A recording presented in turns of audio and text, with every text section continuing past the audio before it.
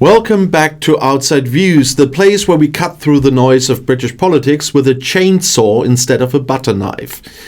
And today's topic might just be the best real-life satire you'll ever see. No Brexit, no Boris Johnson. Yeah, you heard that right. The entire roller coaster of chaos from 2016 to today could be summed up with that one phrase. And today we are unpacking it in full detail. So buckle up, grab your beverage of choice, and let's jump into the political car crash that keeps on giving. Let's start at the beginning, back in the misty ancient times of 2013. David Cameron, then Prime Minister, had a brilliant idea, or at least he thought it was brilliant. Offer a referendum on EU membership to finally shut up the screaming factions in his own party and fend off UKIP.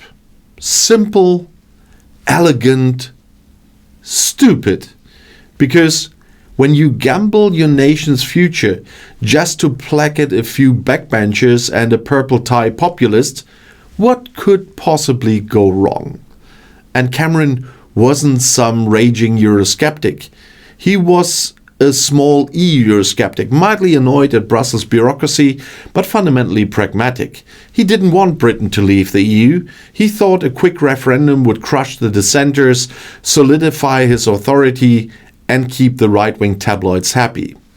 He even believed his renegotiation with Brussels would be enough to win over voters. But he forgot one minor detail.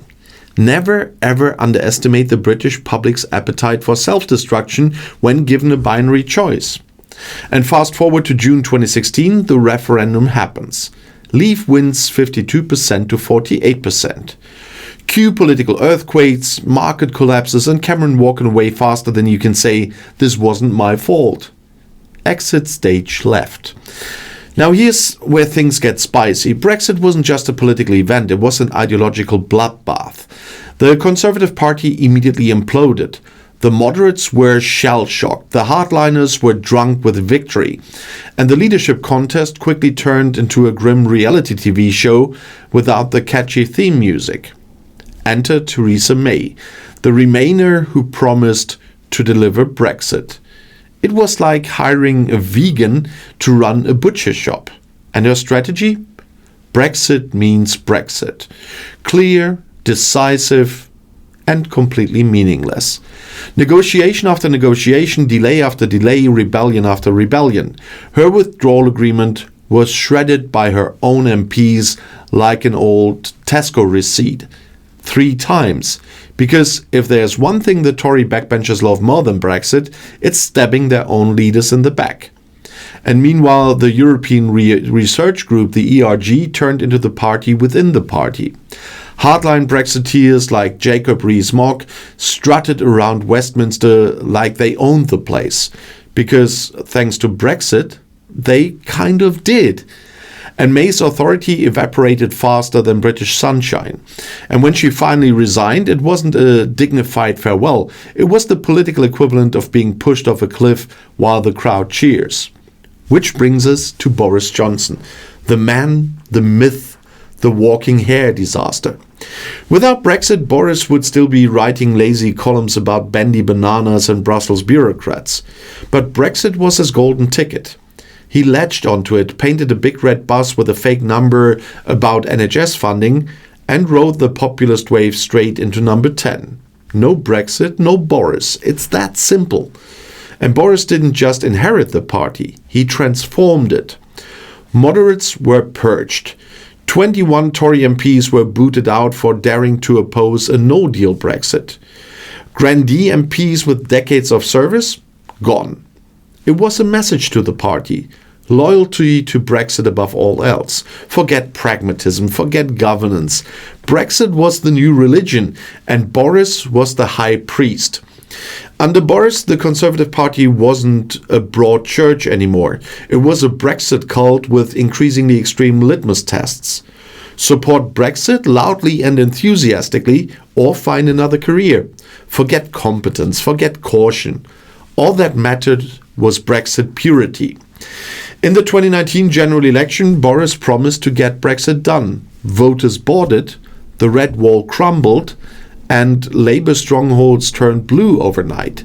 It looked like Boris had pulled off the greatest political heist of the century. But there was one little problem. Brexit was never a policy, it was a grievance, and grievances don't govern well. Once Brexit was done, there was nothing left to hide the fact that the government had no real plan for the future. No vision, no coherent domestic policy. Just culture wars and empty slogans. And Boris' premiership soon became a rolling disaster. Partygate, Wallpapergate, everyday scandals that made Watergate look like a minor parking violation. His popularity tanked, his authority disintegrated, and eventually even his own MPs, who had worshipped him as the Brexit messiah, turned against him. Exit Boris, enter Liz Truss. A Brexit zealot so ideologically blinkered, she managed to crash the pound in record time with her mini-budget. It was like watching a slow-motion car crash, except it happened at the speed of light. Exit Liz Truss, enter Rishi Sunak.